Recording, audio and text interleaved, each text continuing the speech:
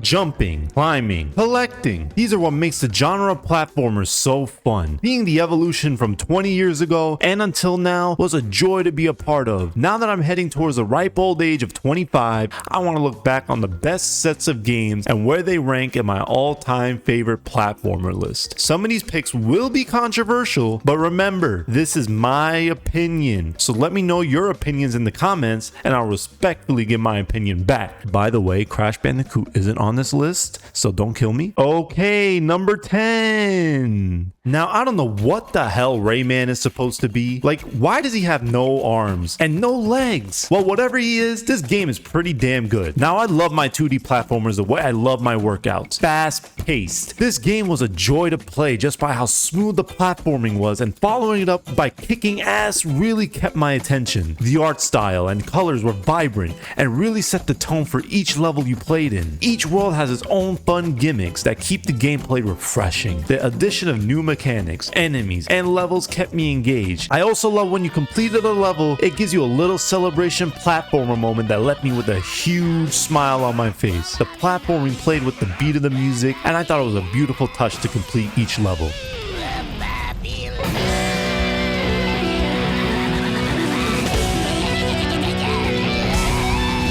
Each stage has a level of uniqueness that honestly feels more inspired than the new 2D Mario games. You got your Fiesta levels, your food levels, your underworld levels, your underwater levels. It really brings the game to life. Now the boss fights have a lot of expression to them as well. You'll be fighting a luchador and the world feels so alive just by the creative theme the game presents. Well, this corresponds to the story. Well, there isn't really a story. These things get kidnapped and you have to go out there and save them. Yay, story! But we're not here for the motherfucking story. We're here for the action-packed, fun platforming, level design, and music. If you haven't played this gem already, you're doing yourself a great disservice, which is why this game goes into my top 10. Number 9.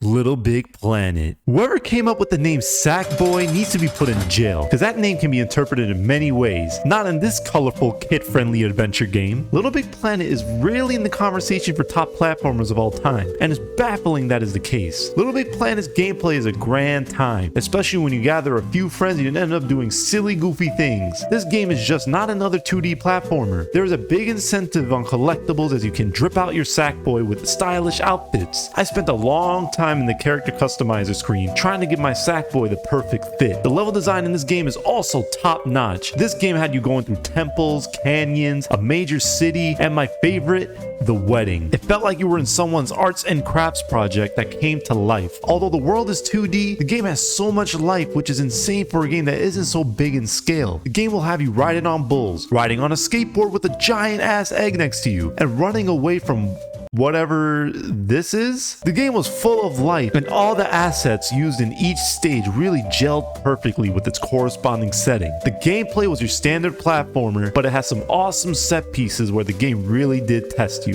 Sackboy will of course be jumping, grabbing, and solving puzzles. It may seem very basic on the surface, but the amount of things you can interact with the world never creates a boring moment. To sweeten it even more, the game had a simple but great co-op. My friend and I would always compete to grab the most points towards the end of the level and created some great and funny moments. And for a game to create cherishing memories, deserves the number 9 spot. Number 8. It Takes Two. Ah, yes, the relationship ender. It Takes Two was a talk of the video game community when it was released, and it's clear to see why. This game is the reason why I constantly ask for couch co-op games. On top of the game being strictly co-op, the game was a fucking blast. I played this game with my girlfriend, and although we were on the brink of breaking up, the presentation of the game made us appreciate just how good of a platformer it really is. The story is cheesy, but very touching, as a troubled marriage is affecting their daughter's life, and to try and save it, the couple magically turn into their daughter's toy dolls, and they go on their adventure to find their true purpose. Oh yeah, and there's a funny Mexican book that follows you everywhere. You're here to fix your relationship. The level design in this game was just phenomenal. Each level presents a completely different mechanic for each player to use, and it gives you a mini tutorial for the new controls. And the game says good luck and have fun. You'll go from turning yourself into a flower and using the petals as a platform, to playing a Diablo-like isometric dungeon crawler, to 1v1ing a squirrel, and shooting guns with honey in them. There is so much variety that we never got bored. Boss fights in each level were also a joy to take down. You needed constant communication dedication and teamwork from your partner. It created some great bonding moments when you finally took down a giant hurdle and you were looking forward to what comes next. It felt like a labor of love, and the creativity shines from level to level. There are so many variations of each level having you do so many different things, and you would think at a certain point the mechanics would become less useful. That is not the case. Each gameplay mechanic is designed for you and your partner to use until you move on to the next world. There are plenty of moments where you or your partner have to set up platforms so you can further progress each stage. The amount of 1, 2, 3 goals that were said, we'd probably break a world record. Speaking of worlds, the game has so much interactivity and charm to the area you're able to explore. You can take a break from your journey and participate in various minigames presented in each world. You can interact with various objects and NPCs that bring the world to life. The game just has a lot of content and never got old for me and my girlfriend, and safe to say it deserves to be in this top 10 list. Number 7. Celeste or Celeste, I don't fucking know, you picked. Celeste was a game I was reluctant to pick up and play, but I'm glad I did. If you're looking for a good challenge and you love platformers, this game is for you. While on the surface, Celeste looks like a pretty pixel art 2D platformer, if you look deep down enough, this game isn't for the average happy camper. Once you die more than 10 times on the starting levels, you know you're in for some shit. While the mechanics of the game look simple, the amount of precision and timing needed to get to where you want is crucial. You can hop from wall to wall, climb and dash in mid-air. How you want to go about it using each mechanic is up to you. The game requires a lot of trial and error, but once you get past an area, that extra rush of dopamine hits your brain as you're ready to take on the next challenge. You would think dying a lot would be annoying, but the rate in which you respawn makes up for it, and it makes it entirely less frustrating. It keeps the pace of the game flowing, which is very much appreciated. The game also subtly adds some cool mechanics as you progress through the game. You can collect diamonds in mid-air to gain an extra dash and create some cool moments as you traverse the level. You also get some sequences where your emo self chases you around and the pressure really turns up from 0 to 100. There are a lot of small layers to this game that make the game feel complete, like an onion. The music is one of those layers that cannot be ignored. The music perfectly matches the art and style of the game. It gives this wonderful retro feel that takes you back to the 90s. All in all, Celeste is a must try for people looking for a good challenge and if you're a fan of 2D platformers. I can't let you through. You're too poor to pass this door. Come back with more cash.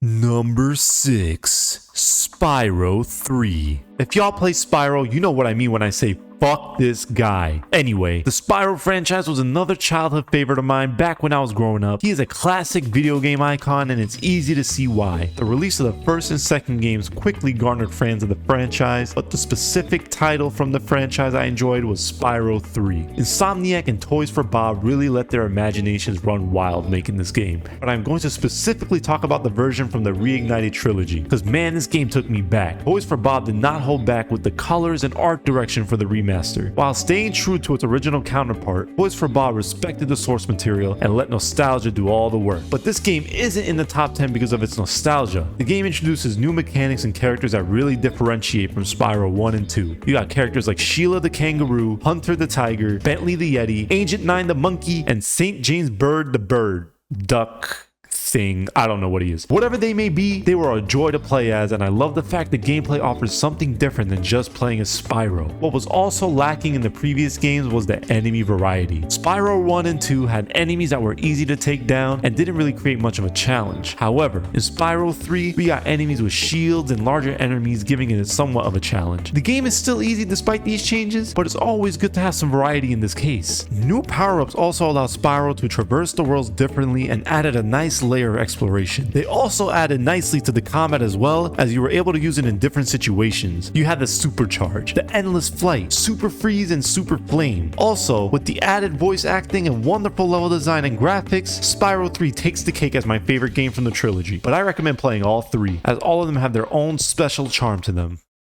PacMan! Terrible, terrible news! Pac-Land is in serious danger! We do not care. Number 5. PacMan World 2. Who would have thought Pac-Man would be on this list? He's a maze merchant, not a platforming icon. Well, this is where you're wrong, my fellow viewers. Pac-Man started his 3D platforming journey in 1999 with the first iteration of Pac-Man World. The game was well received despite its flaws, and there was a lot of potential if the developers were to make another game. Well, lo and behold, Pac-Man World 2. They really hit out of the ballpark with this game, and it remains one of the most memorable platformers for me. The game's story is nothing special like most platformers. Pac-Man needs to obtain the golden fruit as it holds a special power that can't be allowed to be used by the ghost, or else Pac-Land is doomed. You can see that the main draw of the game isn't the story, so let's move on. The game's level design is where this game shines the most. The game compared to its predecessor feels less linear, which makes for some great areas to uncover and explore. The platforming is much more refined, and Pac-Man is faced with more enemy variety as well. The game really stood the test of time just by how it has you doing different things in each level. The game will have you ice skating, rollerblading, shooting shit in a submarine, running away from a giant snowball. They also added secret minigames in every level, where Pac-Man traverses through a 3D maze to get all the power pellets, which is always a nice, charming touch to pay homage to the yellow sphere. Also, the music in this game is surprisingly epic. When you're roller skating down an icy mountain, the music adds a sense of adventure, and it's present in a lot of other levels as well. The boss fights were also decent, nothing to write home about, but they definitely were fun to beat, except for Clyde. Fuck this guy. The amount of times I died from falling off the platforms because they were too thin did my head in. I think I almost cried at one point because the actual boss itself was not killing me. It was a janky ass platforming. Anyway, Pac-Man's moveset is a lot of fun to use despite the jankiness. Revving up Pac-Man and him turning into a fast spinny ball is a lot of fun and can be used in various situations. And my favorite, the bouncy ball. What I love about these moves is that you can use them in almost any situation. It's a lot of fun just exploring with this moveset as they are needed to traverse specific areas. And with all this being said, this game is the complete package for Pac-Man lovers and platformers alike.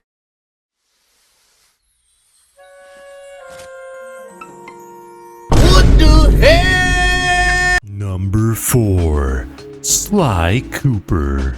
This is the only game on this list where I'm picking the first game of the trilogy for, and here's why. Sly Cooper stands the test of time with its ample platforming, fun gameplay mechanics, and awesome art style, making it the perfect PS2 classic. I don't know why, but I find myself coming back to Sly 1 more than Sly 2 and 3. I guess it just has something that the others don't. I know we were just talking about the lack of stories in a lot of platformers, but this game had me interested in some raccoon thief lore from the very beginning. Sly sets off on an adventure with his pals Murray and Bentley, who are searching for pages of the devious raccoonus. These pages contain unique techniques used by Sly's ancestors, who were sadly slaughtered by the Fiendish Five. Sly's mission is to take down the Fiendish Five and recover all the lost pages of the Thievius Raccoonus. The main hub for each villain from the Fiendish Five really sets the stage for the type of personality each villain has, and it truly shows the villain's backstory. For example, Mugshot is an American bulldog who is part of a gang and has full control over a city called Mesa City. Once you enter his world, you can tell that's exactly who he is. You see gangsters and guard dogs everywhere, broken down cars, casinos. From all of this, you see the type of villain Mugshot is without even meeting him. The gameplay is also the star of the show, as Sly has a one-shot kill move where you have to be super sneaky to earn it. Throughout the game, you can collect bottles which contain clues in each level that leads to you to get a code and open up a safe, learning a new move from your long-lost ancestors. This added a lot of depth to the gameplay as I saw myself trying different ways to take down enemies and platforming. Although some moves were more useful than others, it was always nice to have. I also loved how you can sneakily platform over enemies' heads as you can use creative ways not to get caught. The game's art style was unique for its time. The cutscenes and world felt like it was taken straight from a comic book rather than a more cartoony look. Sly Cooper is an instant classic and holds up really well in 2023,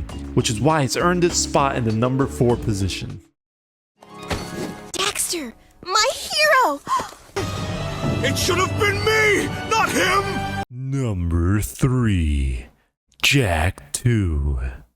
There's somewhat of a trend when it comes to platformers, and most of the time the sequel is better than its predecessor. This should be a given, but in today's day and age in gaming, it can be very hard to pull off a solid sequel to a game. Jak 2 made it look easy. The first game consisted of simple platforming and combat, but Jak 2 is that put on steroids. You got guns, flying cars, top-notch voice acting, amazing story, new enemies, and a GTA-like open world. At its core, when you go outside of the hub world, the platforming is showcased, and it still holds up today. Jak Jak 2 shakes it up by adding gunplay, which ended up being addicting to me. The guns packed a punch, and it's so satisfying escaping hordes of enemies with your decked out weapons. You had shotgun-like weapons, a semi-auto weapon, an automatic weapon, and a peacemaker weapon. You also still have your melee combat like Jak's spin move and uppercut, but the world of Jak 2 also adds to the overall gameplay loop. The game just feels like GTA in a fantasy setting, and I am here for it. Jak and Daxter's chemistry throughout the game is top notch. Daxter is the jokester, and Jak plays off him so well, and it has me smiling ear to ear when watching the cutscenes. The world itself is alive with civilians walking and driving around, and you also notice police cars patrolling in various parts of the world. The AI in this game is surprisingly decent, given it was a game released back in 2003. Despite my praises, the difficulty spikes in this game were insane, and the location of some checkpoints were atrocious. If you die in a certain spot, you may as well start from the very beginning. The game was ruthless to its players. For me, I didn't mind it too much, but it will definitely throw some casual players off if they simply just want to enjoy the game. Jak 2 also provides a variety of side activities to do as well, such as hoverboard skill challenges, racing, hunting levels, and very well thought out puzzles. All in all, I feel like Jak 2 revolutionized the genre, and I was thoroughly impressed by the sheer magnitude of content delivered by Naughty Dog, which is why it earns the number 3 spot.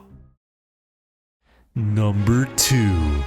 Mario Galaxy. You know I had to put at least one Mario game in here. I mean, he is the CEO of platformers. I had to choose between Mario Odyssey and Mario Galaxy, and looking back on it, I loved Mario Galaxy a little more. Now, before you raise your pitchforks and torches, let me explain. Mario Odyssey was a blast, I cannot lie, but there was something about Mario Galaxy that was special. It took the 3D formula for platformers and Mario and turned it on its head, a complete 180 of what we're used to. I'm gonna start by talking about that level design. As always, you had Mario jumping from planet to planet with all sorts of gimmicks, bouncing off slings, traveling through those bouncy star things, platforming to various different planets and different forms of gravity that play with the physics. I mean, I can go on. You'll see the various versions of each galaxy and think, but it's the same lava, water, ice level. Well, that is where you're wrong. Each rendition of every galaxy might be the same in concept, but it's implemented differently that it feels like an entirely new experience. Gravity is the main mechanic and is used constantly throughout the game. It creates this wonderful balance of platforming and seeing what ways you can use gravity to your advantage. The game's presentation is just a cherry on top, as the game's textures, colors, and particles all hit you at once. Even when I was dying, I kept on smiling because I was just having a good old time. Power-ups were a blast to use as well, and it tied to each galaxy perfectly. You could turn into a buzzing bee, you could turn into Ice Mario, and turn water into ice as you traverse the stage. And then you got the red star, where Mario just T-poses and starts flying everywhere like Superman. I can keep going, but you get the idea. The game makes you feel like you're a kid again, coming home from a school on a Friday afternoon. If a game gives anybody that feeling, it deserves all the praise. If you haven't gone around to this game yet, stop what you're playing currently. It's only 10 to 15 hours long. It's worth all your time and more. Yo, reactor, slap me some skin. He needs some milk. Number 1.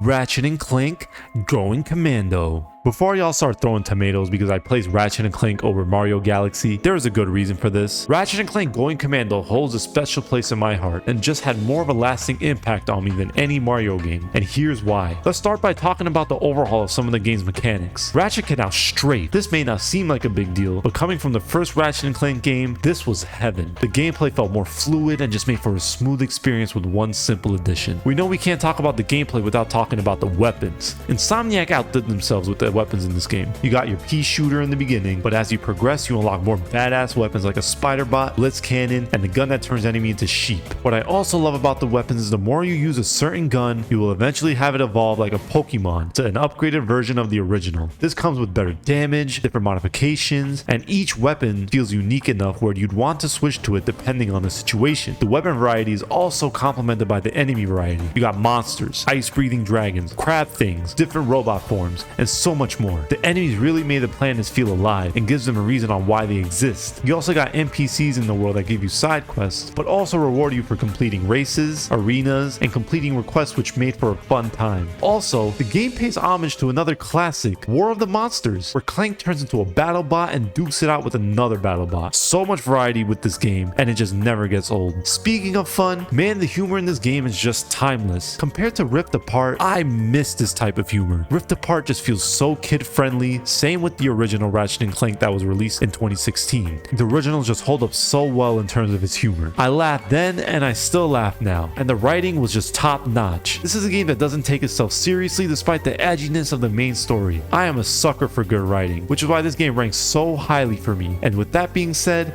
that's my number 1 pick.